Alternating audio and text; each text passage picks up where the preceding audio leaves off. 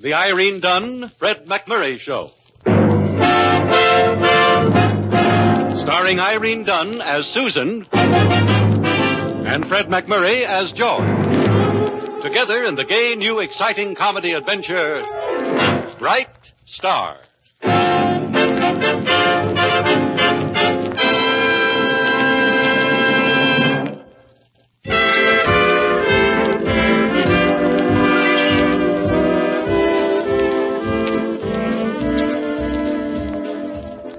Yes, it's the Irene Dunn, Fred McMurray Show, starring, well, naturally, Irene Dunn and Fred McMurray, as Susan Armstrong and George Harvey, respectively.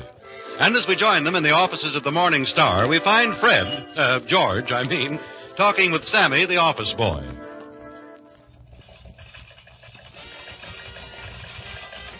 Sammy? Yes, Mr. Harvey? Do you hear something outside which sounds like it might be a parade? Mr. Harvey, I do. That's funny. There can't be a parade today. I didn't know about it. There's no circus in town. It's not a holiday, no conventions. It can't be a parade. You always know best, Mr. Harvey. Thank you, Sammy. But you better tell the band about it, because 15 guys are blowing their brains out over nothing. Well, let me take a look, Sammy. Huh. I guess it is a parade.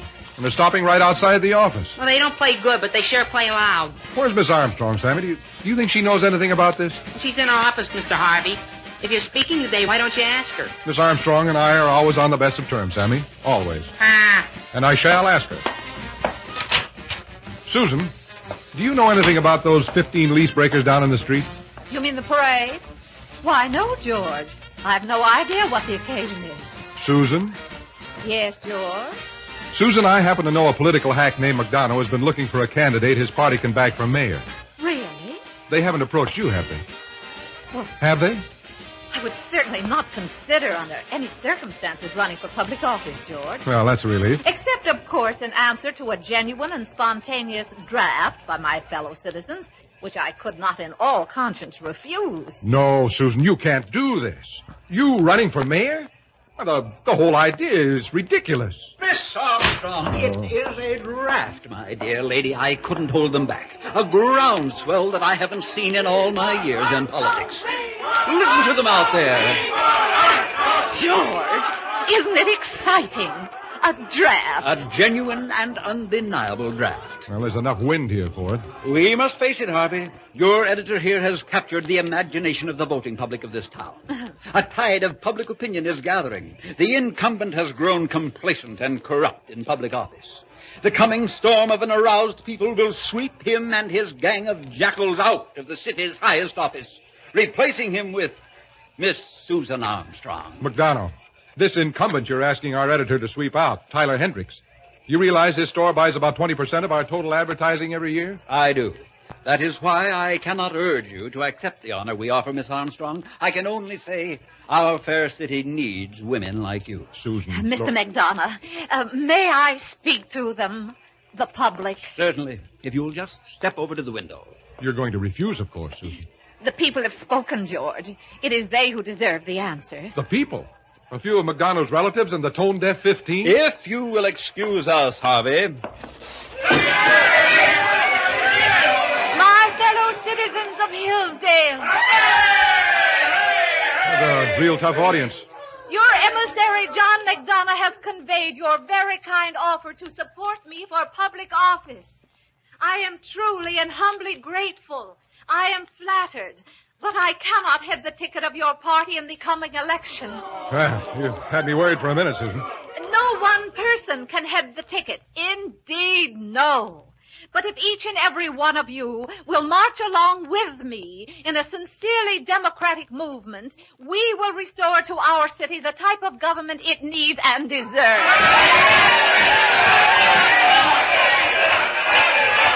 Miss Armstrong, may I be the first to shake the hand of our new mayor? Why, thank you. George? Better get on the bandwagon, Harvey. You might end up as the mayor's new secretary. I'd rather die. Extra, read all about it. Miss Susan Armstrong, Reform Party candidate for mayor. Bringing her big guns to bear on the Hendricks administration, Miss Susan Armstrong told an overflow audience at Helps Hall tonight that what this city needs is a woman who will clean house. Extra, Tyler Hendricks candidate rising star as a result of campaign. And so I say to you, fellow citizens, it is later than you think.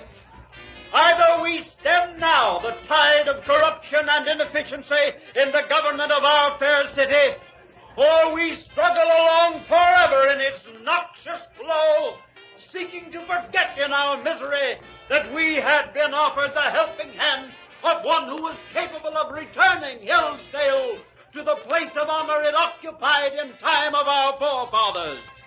Miss Susan Armstrong.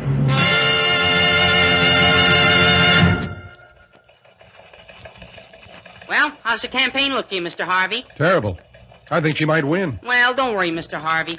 I don't think Mr. Armstrong being elected will change things between you at all. Thanks. She might even marry you. Then you won't have to argue so much. Well, that's a thought. And think of the satisfaction, Mr. Harvey, of being a silent contributor to the welfare of our city. Sammy, Well, the world sees only the efficient, tireless mayor. You and I will know, Mr. Harvey, that there is one who is always ready with a quick smile and a cheery word when things aren't going right at City Hall. One who keeps himself in the background ever. But she and she alone Sammy, knows... haven't you someplace to go, like the home for delinquents? I was just trying to look on the bright side of things, Mr. Harvey. Well, thanks very much. It was nothing. George Harvey, First Lady of our city. I think I'll join the Foreign Legion.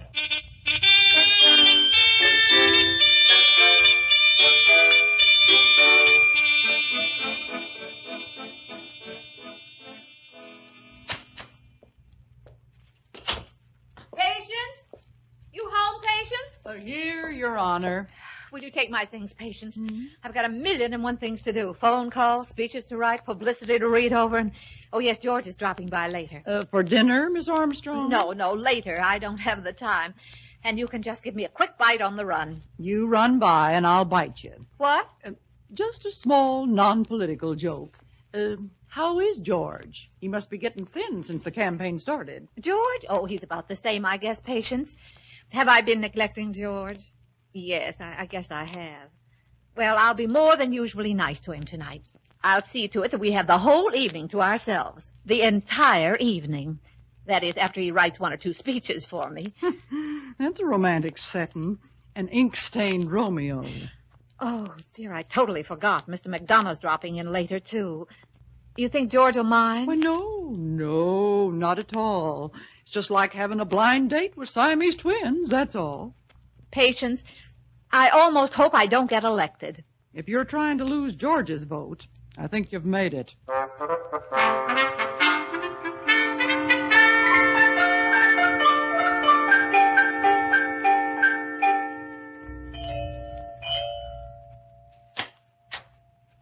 Good evening, Patience. Is the Lord High Mayor of Hillsdale in residence? She's receiving delegates of the common people in the living room, Mr. Harvey. What's happened to this house, Patience? It's different. It doesn't even smell the same anymore. It's the lack of cooking. My duties are confined chiefly to opening sardine cans. It's a tough election. Mr. Harvey, Miss Armstrong. Thank you, Patience. George, how nice of you to come. Nobody fights City Hall. Sit down, George. Sit down there. Oh, it's been so long since we've really talked. Hasn't it? Wonderful weather. Yeah. Terrific. If you like weather. Seen any shows lately? No. Well, Well, I know you're busy, Mrs. Mayor, and I won't impose on your... George, sit down. No, don't sit over there again. Sit here by me. Well, just for a minute. A minute? George, don't you realize I planned this whole evening just so the 2 of us could have it together? You did. But what about the speeches you wanted me to write? Oh, forget about the speeches. Why should we spend the whole evening writing speeches? Susan, you're so right. That's much better. You don't know what a pleasure it is to be able to talk to you without elbowing aside 24 ward heelers. Really? And honest John McDonough. And when I think of the gall of McDonough's so-called reform party asking you to save their chestnuts... George. Oh. You're right, Susan. I won't say another word. You sure you got enough room on this sofa? Plenty. Am I crowding you? Crowding me. Oh, this is nice, isn't it? You know, Susan, you're too beautiful to be a mayor. Oh, George. That's true. Nobody's going to be able to keep their minds on their work. I can hardly keep my mind on what I'm saying right now. You don't have to say anything, George. That's what I was working up to. Oh, George. Susan. Well, hope I'm not interrupting anything, folks. No, McDonald. You're just what the party needs. Patience let me in. I hope I'm not late, Miss Armstrong. Late? Susan, I thought you said Well, that... do we have much business to go over, Mr. McDonough? Not much, but you can't blame me for dragging it out as long as possible, Miss Susan. Melonhead. Huh? George just said, go right ahead, Mr. McDonough. Oh, just a few minor matters of business we have to get your okay on, Miss Susan. Yes, here we are. So minor, I'd almost forgotten what they were. Ready? Sure. I left my wallet at home. George. Yes, go ahead, Mr. McDonough. Now, for sheriff. The Reform Party candidate's been forced to drop out because of ill health. But at this late date, we were very fortunate in getting a Jim Dandy replacement and veteran police officer, Honest Phil Waltman. Honest Phil Waltman? Him? Well, they had to promote him from pounding a beat because he was stealing the sidewalks. Please, George. I'm sure that the leaders of the Reform Party would not suggest anyone they're not absolutely sure of. Well, they're sure of him, all right. I thank you for your confidence, dear lady. Just one more minor matter. Our candidate for city treasurer has also been forced to drop out. Ill health. Sounds like an epidemic. But in his place, we have, after a great deal of persuasion, secured a really outstanding man in the field of clean government. Honest Jack Stewart. No. For city treasurer? Well, that's like leaving a hungry Great Dane alone in a butcher shop. George, do you have anything concrete against either one of these men? Well, concrete? No. They're both very intelligent men.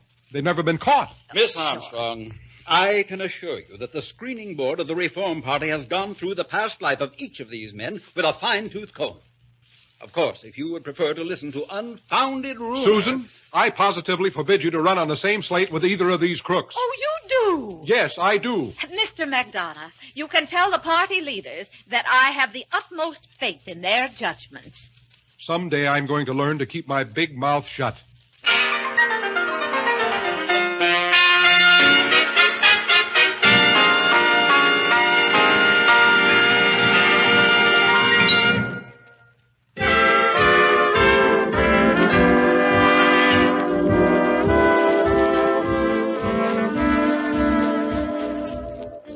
And now, back to our two stars, Irene Dunn and Fred McMurray, and the second act of our story. As we join them, we find that the situation is, well, shall we say, a bit tense.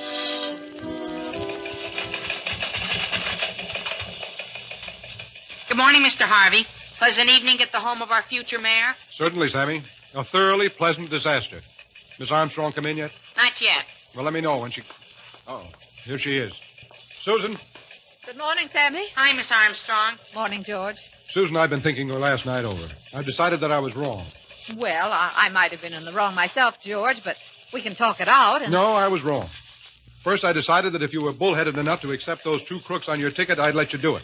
But then I saw that I have a duty to this city which overrides mere personalities. Indeed. And you being a reasonable person, Susan, I was sure that after you'd slept on it, you'd come around to my way of thinking. Well, Sammy, will you inform Mr. Harvey that his opinions on the political scene are of interest to no one but himself? Sure. Mr. Harvey, Miss Armstrong says that you're... Sammy, will you point out to Miss Armstrong that running for political office is just a little more complicated than buying a new hat? And that it takes someone of experience to see what these crooks on her side are up to? Be glad to. Miss Sammy, Armstrong... will you make it clear to Mr. Harvey that it's after 9 o'clock and that his duties on this paper, which start every morning promptly at that hour, do not include the position of political editor? I shall be in my office. Mr. Harvey, Miss Armstrong says that I heard her, Sammy. And, Sammy, I am going to rescue Miss Armstrong from the consequences of her folly, whether she wants to be rescued or not. Tell that to Miss Armstrong. You know, I feel just like a carrier pigeon.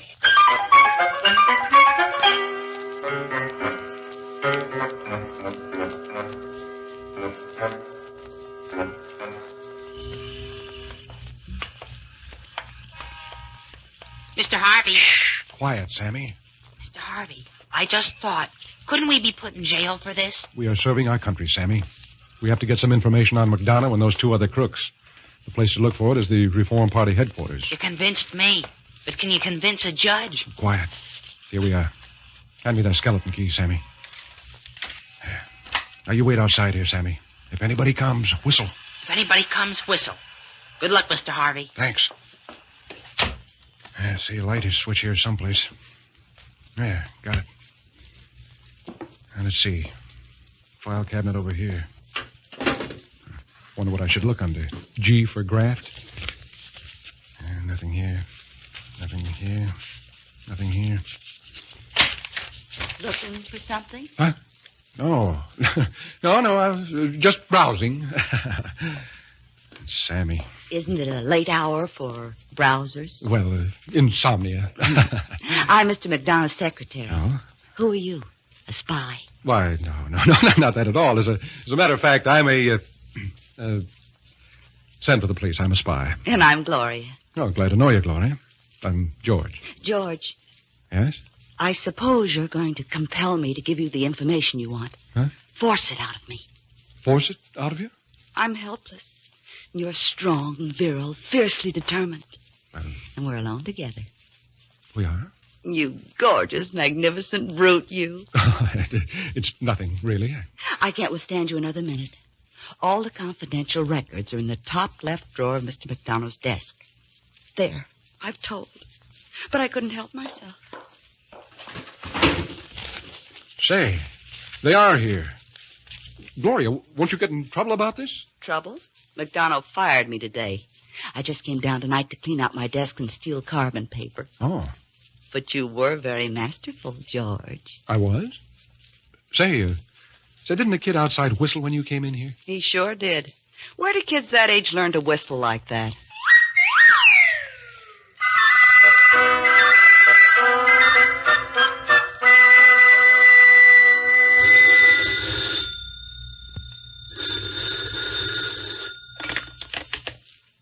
Hello? Susan, this is George.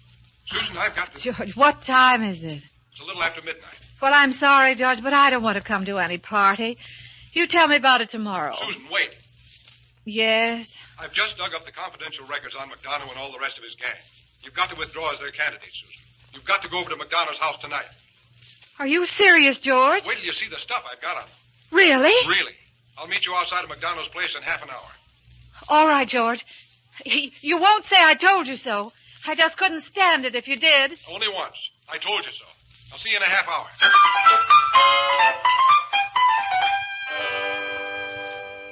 Well, these are very serious charges, young lady. Very serious charges so close to an election. I have the documentation right here to back up the charges, Mr. McDonough. So you have. And what do you propose to do now? I'm withdrawing from the race tomorrow, and I'm giving full publicity to your record in my paper. Miss Susan, I think the Reform Party can be persuaded through my influence to allow you to withdraw without prejudice. Allow me? Oh, that's very kind of them. Fortunately, we have another candidate available. A man well known for his past service to the community and for his rock-bound incorruptibility. Me. And just how many votes do you think you'll get after I expose your record? Miss Susan, you are an unfortunate captive of your own high convictions. When you entered this race, your opponent canceled his advertising in your paper. Your sacrifice for the community good was widely applauded. If you withdraw now and turn against your own party, the citizens of this fair city can only conclude that a sordid deal was made between you and your opponent. But you so don't... as I say, we will allow you to withdraw in my favor. When duty calls, honest John McDonough was never one to withhold himself. Perhaps a speech, election eve, in my favor might be a touching gesture? Never. Yes, I think it would almost be a necessity. Otherwise, an entirely unfortunate smear campaign against you would have to be set in progress. Also, against your paper.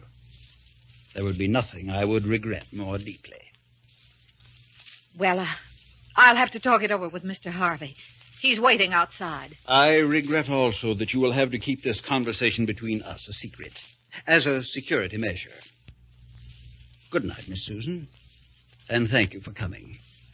I'm sure you would have made a most excellent mayor.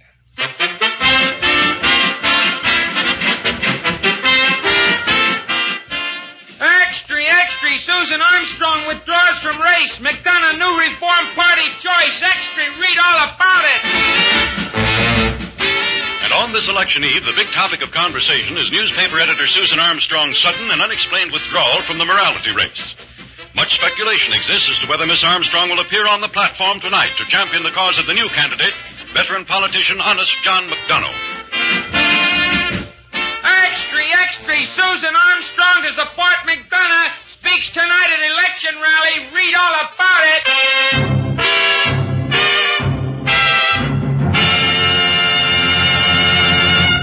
Is my dress all right, Patience?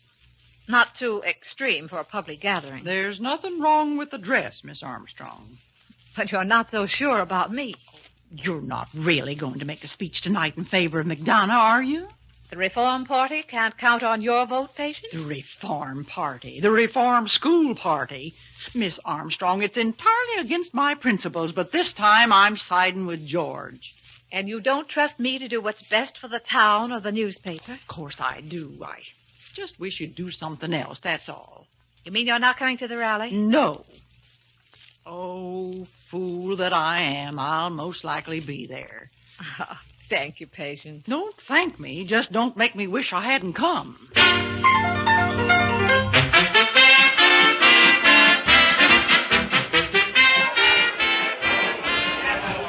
Big crowd, huh, Mr. Harvey? Yeah, I wish it wasn't so big. Oh, don't worry, Mr. Harvey. I'm sure whatever Miss Armstrong does will be for the best. Thank you, boy philosopher.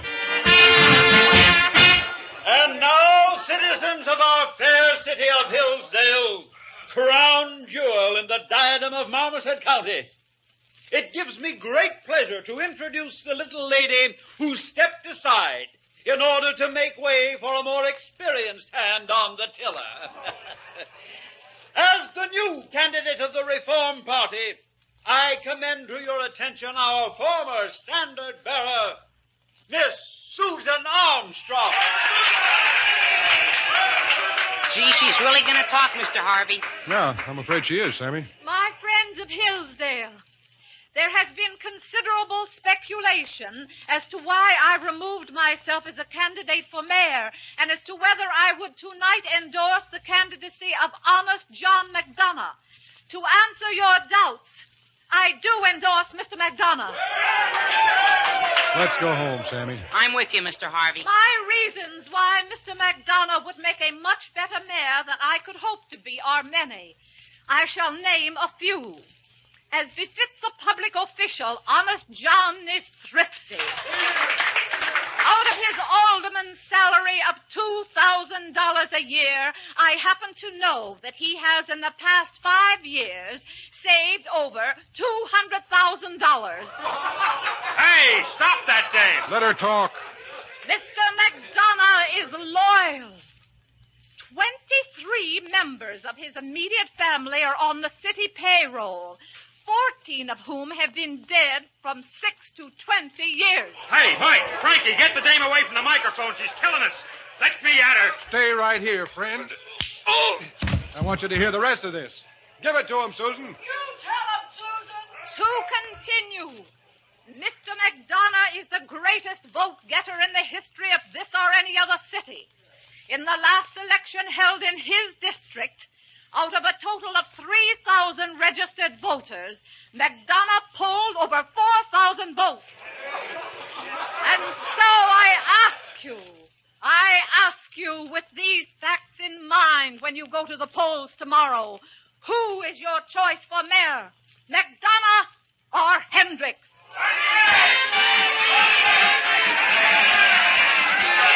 Hey, let me through here. Pardon me. Susan. George. Oh, George, was I all right, George? All right, you were wonderful. You were terrific. McDonough hasn't got a chance. You think it was a surprise? Surprise? Was it? Why, nobody in the whole city expected anything like... Well, nobody but me, of course. I knew it all the time. Hey, come on, let's get out of here.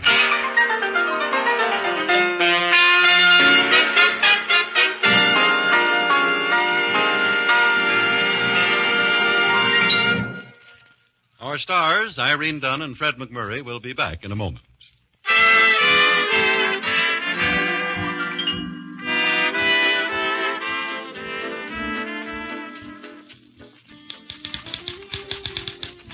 George, Yes, Susan?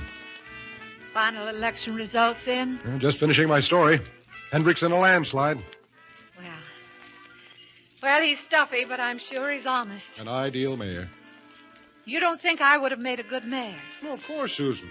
It's just that, well, It's just what? that every time a new beauty queen is crowned, the mayor is supposed to have his picture taken kissing her. You'd have to admit you look pretty silly. Yes, that's true. But, George, Hmm? just imagine the Navy coming to town. You know, I'm glad you didn't win.